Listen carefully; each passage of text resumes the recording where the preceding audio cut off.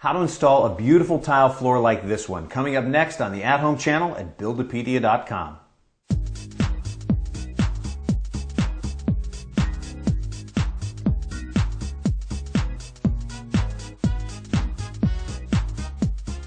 So, you thought it was too difficult to install a beautiful, durable tile floor? Well, think again. Hi, I'm Jeff Wilson. You know, you probably have most of the tools in your shop, and really with just a few tips and tricks and a little bit of patience, you can install a tile floor. We're going to do that here today. But of course, with any project, you want to start with a good substrate. In our case, we've got a subfloor here, and we're going to install some cement board on the floor before we install the tile. So let's do that first. All right, our first step is to install this 5/16 inch cement board. That's what you use on floors. And to install it, you first want to lay a bed of thin set mortar, drop the panel into place, and then use these cement board screws to fasten the panel to the subfloor. This will give us a good, strong base for our tile. So let's mix up a batch of mortar. Okay, what I'm using is latex modified thin set mortar. And I've got a bucket here. I'm going to put on a mask because the dust isn't good for you. Some glasses. So we're going to mix this to a peanut butter consistency. Once you've initially mixed the thin set, let it rest for about 10 minutes. This is called slaking. Give it a quick stir after slaking and you're ready to go. This is what you're after. Not too runny and not too thick. All right, since the panel is 3 foot by 5 foot, I'm going to put some thin set here on my subfloor and then lay my panel in it. I'm using this 3/8 inch notch trowel. The key is to get a nice even coat. I like to just glop enough on to work with for a bit. When the space is ready, I drop the cement board panel into place, printed side up, and put some weight on it to settle it into the mortar. Use the cement board screws to fasten the board to the subfloor. Put a screw about every 8 inches around the edge and every 10 to 12 inches in the field, or center of the board. Now, inevitably, you're going to have to cut a piece of the concrete board. You can do that with a regular circular saw and a carbide tipped blade. The blade will get dull pretty quickly. But you can also use a simple carbide scoring tool like this one. Since my cuts are going to be straight, this is probably the easiest way to do it. Plus, this doesn't make as much dust. Measure carefully and use a straight edge to keep your scoring tool on track. A little elbow grease is required to make this work, but once you've made a deep gouge in the board, it'll snap right along that line. I check my fit and keep right on going. Remember to stagger the end joints so that they don't line up across the whole floor. In no time, I'm ready to move on to finishing the joints.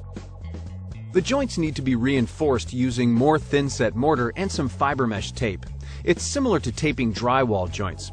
A layer of thin set is pushed into the joint, fiber mesh tape is laid into the bed of mortar, and then the tape is pushed into the mortar bed, smoothing it all out as you go. Once this cures, we'll have a superior strength base for our tile, which will help to make sure no cracks develop in our tile floor over time.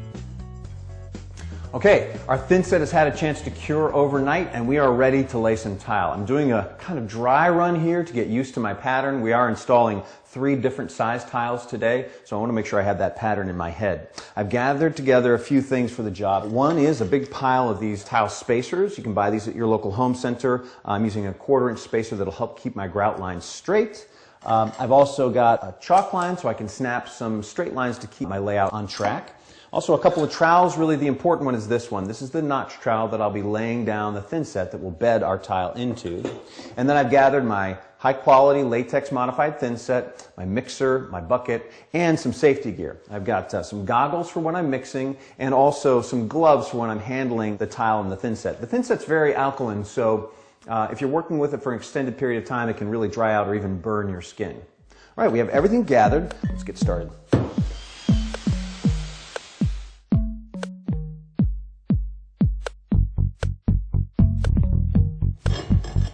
Okay, now most people want to start their layout from the center of the room and work outward. That way, when you get to the edges of the room, the cut tile will be equal on either side. In our case, though, we've got cabinetry that'll cover up the edges of the room around these 2 walls. So I really want uncut tile against the hardwood flooring over here and against this wall where it'll be exposed. So I'm going to start my pattern from here and work this way. First, you're going to get some mud and work it onto your concrete backer board.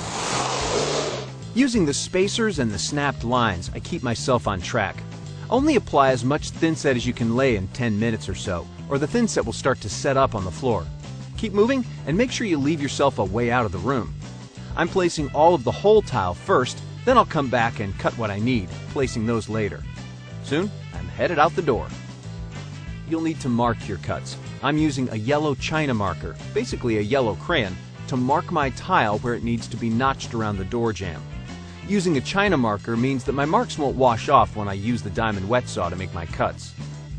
When you're working with the tile saw, remember to wear glasses, gloves, and ear protection. Work slowly and keep the water reservoir on the saw filled with water to keep the cut cool.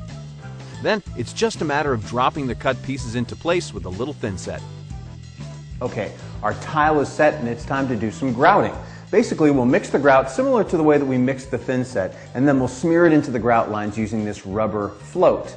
Then we'll let it sit about 15 minutes and we'll go back and begin to clean it off. We'll clean the tile off, leaving the grout in place. I have a sponge, we'll go through lots of buckets of water, and then finally I've got this buffing pad that'll clean out any bits of grout that gets into the crevices in the tile.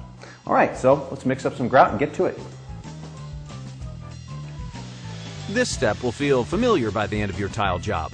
Mix, slake, mix slightly again. Okay, there's nothing tricky here. We're just going to slop some grout in the corner here. Just want to make sure you go in both directions and on the diagonal. Make sure you really smear it into every nook and cranny.